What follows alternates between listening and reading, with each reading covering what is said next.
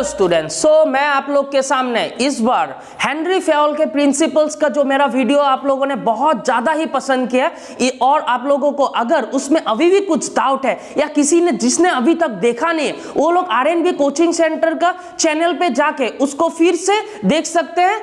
और आप लोग मेरा जो वीडियो है अभी मैं आप लोग के सामने क्लास 12 बिजनेस स्टडीज का one of the important topic जिसको बोला जाता है साइंटिफिक प्रिंसिपल्स, जो FW टेलर ने हम लोग के सामने लेके आ चुका है। ओके, मैं इस वीडियो में आप लोगों को साइंटिफिक प्रिंसिपल्स के बारे में बहुत ही सिंपल तरीके से इसको जितना हो सके स्टूडेंट फ्रेंडली तरीके में समझाने का मैं ट्राई कर रहा हूं। आप लोग आई थिंक आप लोगों को इससे बहुत ही बेनिफिट हो सकेगा, इसीलिए आप लोग मेरा चैनल को लाइक, सब्सक्राइब और कमेंट करिए, क्योंकि तभी मुझे मोटिवेशन मिलेगा और मैं नया नया वीडियो आप लोग के सामने लाने का कोशिश करता रहूंगा। हेलो स्टूडेंट्स, सो मैं आप लोग के सामने आज बहुत ही इंपॉर्टेंट प्रिंसिपल जो मैंने ऑलरेडी आप लोग को बोल चुका हूं कि scientific principles. Okay, Henry Fayol का जो प्रिंसिपल्स है वो प्रिंसिपल मैंने अपना पार्ट 1, पार्ट 2 और पार्ट 3 के जरिए आप लोगों को मैंने बहुत ही सिंपल तरीके में समझा चुका हूं।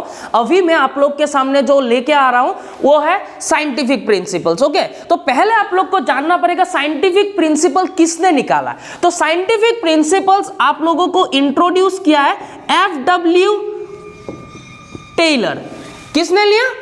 FW Taylor. ये आप लोग का एग्जाम में CBSE हो या हम लोग का काउंसिल का ही हो, हर क्वेश्चन पेपर में ये क्वेश्चन रहता है, who is the father of scientific management principles. Okay, scientific management principle का फादर किसको बोला जाता है? तो आप लोग का आंसर होगा FW टेलर। तो FW टेलर ने साइंटिफिक प्रिंसिपल के ऊपर बहुत सारा साइंटिफिक प्रिंसिपल्स बनाए जिसके लिए उनको फादर ऑफ साइंटिफिक मैनेजमेंट बोला जाता है या father of scientific management principles.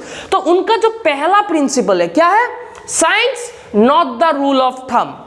तो क्या होता है इसका मतलब? देखिए, आप लोग सभी जानते हैं साइंस मतलब क्या है। तो not the rule of thumb मतलब FW टेलर ने यही बोला है कि science not the rule of thumb, मतलब उन्होंने जितना भी अनसाइंटिफिक मेथड्स है, कोई भी ऑर्गेनाइजेशन या कोई भी कंपनी या कोई भी बिजनेस अपना काम करने के लिए जो साइंटिफिक अनसाइंटिफिक मेथड यूज करता था, जो ट्रेडिशनली चला आ रहा है प्रोडक्शन करने का या कोई भी काम करने का, तो FW टेलर ने साइंटिफिक मैनेजमेंट प्रिंसिपल्स के जरिए यही बोला है कि science not the rule of thumb, जितना भी अनसाइंटिफिक मेथड है उनको थंब दिखाने बोला है और साइंस को या साइंटिफिक मैनेज प्रोसेस को या साइंटिफिक वे को एक्सेप्ट करने बोला है। इसमें यही सिंपल है, मैं अपना सिंपल तरीके में यही बोलता हूं कि आप लोग अनसाइंटिफिक मेथड्स को थंब दिखाइए और साइंटिफिक वे को एक्सेप्ट कीजिए। सपोज पकड़ लेते हैं, मैं एग्जांपल के साथ समझाता हूं। सपोज पकड़ लीजिए, ट्रेडिशनली हम लोग का घर का ही एग्जांपल लीजिए। आगे हम लोग खाना किस में बनाते थे? हम लोग लकड़ी के साथ खाना बनाते थे, लकड़ी को जला के उससे खाना बनाते थे। लेकिन उससे क्या होता? बहुत धुआं होता था या पोल्यूशन होता था। इसके लिए धीरे धीरे जनरेशन बा साइंटिफिक वे आया कि हम लोग किस में बनाते? गैस में बनाते, LPG सिलेंडर के जरिए बनाते हैं। उसी तरह कंपनी में भी हर काम आगे अनसाइंटिफिक वे में होता था। अभी उसी कोई FW टेलर ने इस प्रिंसिपल के जरिए यही बोला है कि जितना अनसाइंटिफिक वे है उसको थंब दिखा के साइंटिफिक टेक्निक्स को या प्रिंसिपल्स को एक्सेप्ट करने बोला। आई थिंक आप लोग को समझ में आ चुका होगा साइंस क्या होता है, science not the rule of thumb. इस प्रिंसिपल के जरिए FW ने आप लोग को क्या समझाने का प्रयास किया होगा। साइंटिफिक प्रिंसिपल्स का जो पहला प्रिंसिपल्स था वो था आप लोगों का क्या? Science not the rule of thumb. I think आप लोग को वो वाला समझ में आ चुका है। तो अभी हम लोग सेकेंड प्रिंसिपल्स में जाते हैं, उसका है harmony not Discord. I think बहुत स्टूडेंट HS लेवल में यही कंफ्यूज रहता है, हार्मोनी मतलब क्या होता है और डिस्कॉर्ड मतलब क्या होता है। ठीक है, तो हार्मोनी का मतलब होता है आपका पीस और डिस्कॉर्ड का मतलब होता है कॉन्फ्लिक्ट। ओके, क्या होता है? पीस और कॉन्फ्लिक्ट। तो FW टेलर ने अपना इस प्रिंसिपल में यही बोला, हार्मोनी नॉट डिस्कॉर्ड। तो आप लोग सभी जानते हैं कोई भी ऑर्गेनाइजेशन हो उसमें अगर पीस होना सबसे जरूरी है।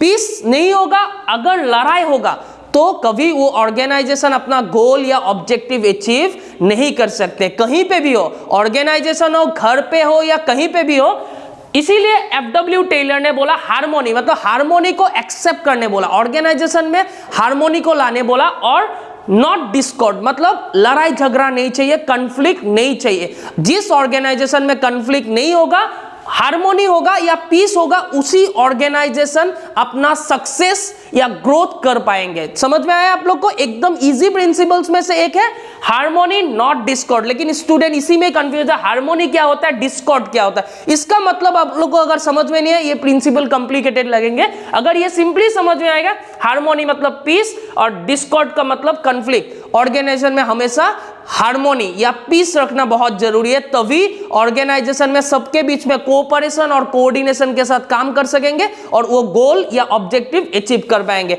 अगर कॉन्फ्लिक्ट रहा तो कोई भी ऑर्गेनाइजेशन सक्सेस, जैसे आप लोग सभी जानते हैं, अभी हम लोग का जो लड़ाई हो रहा है इजराइल और पैलेस्टाइन के बीच में, उसके लिए क्या हुआ, बहुत सारा प्रॉब्लम हो रहा है ना। इसीलिए लड़ाई होने से कोई भी कंट्री या कोई भी ऑर्गेनाइजेशन क्या नहीं कर सकते, सक्सेस नहीं कर सकते। ठीक है, आई थिंक आप लोग को समझ में आ चुका होगा। स्टूडेंट्स, आप लोगों को सेकंड प्रिंसिपल में भी समझ में आ चुका होगा, हार्मोनी नॉट डिस्कॉर्ड। ठीक है, तो अभी हम लोग थर्ड प्रिंसिपल में आते हैं, जिसका मतलब है cooperation not individualism. I think ये भी एकदम इंपॉर्टेंट प्रिंसिपल्स में से एक गिना जाता है साइंटिफिक मैनेजमेंट प्रिंसिपल्स का, कोऑपरेशन नॉट इंडिविजुअलिज्म। हमेशा याद रखिए, मैनेजमेंट में ये वर्ड, इसके बिना मैनेजमेंट अधूरा बोल सकते हैं, कोऑपरेशन। क्योंकि कोऑपरेशन का मतलब क्या होता है, ये कोऑपरेशन का मतलब होता है मिलजुल के काम करना। क्या करना, मिलजुल के। अगर कोई भी ऑर्गेनाइजेशन में टॉप, मिडिल, लोअर, सबके बीच में अगर कोऑपरेशन नहीं होगा तो कोई ऑर्गेनाइजेशन अपना गोल या ऑब्जेक्टिव अचीव नहीं कर सकते। ठीक है, इसीलिए एफडब्ल्यू टेलर ने बोला है कोऑपरेशन नॉट इंडिविजुअलिज्म। मतलब इंडिविजुअलिज्म मतलब आप लोग जानते ही है, अकेला, इंडिविजुअल, अकेला काम करना। मतलब कोई भी ऑर्गेनाइजेशन अगर सक्सेस करना है तो अकेला सक्सेस नहीं कर सकते। वो एलोन मस्क हो, जेफ बेजोस हो या बिल गेट्स हो, कोई भी हो, अकेला इतना बड़ा एम्पायर खड़ा नहीं कर सकते। उसके लिए उनके क्या चाहिए, कोऑपरेशन होना बहुत जरूरी है। मतलब उनका जितना भी सबऑर्डिनेशन है, जितना भी एम्प्लॉइज है, जितना भी क्या है आपका, जितना भी उनका टीम है, सबके साथ उनको क्या होना पड़ेगा, कोऑपरेशन के साथ काम करना पड़ेगा। एम्प्लॉई जो, बॉस हो, कोई भी हो, कोऑपरेशन के साथ जब काम करेंगे वही ऑर्गेनाइजेशन सक्सेस कर सकते हैं। इसीलिए एफडब्ल्यू टेलर ने अपना थर्ड प्रिंसिपल में यही बोला, कोऑपरेशन, मतलब कोऑपरेशन को लेने बोला और इंडिविजुअलिज्म को अवॉइड करने बोला। यही है इस प्रिंसिपल का main line. Okay, I think आप लोगों को समझ में आ चुका होगा, cooperation not individualism. Okay students, so I think आप लोगों को साइंटिफिक मैनेजमेंट का जो प्रिंसिपल है वो आप लोगों को समझ में आ चुका होगा। मैंने जितना हो सके उसको सिंपल तरीके से प्रेजेंट कर दिया।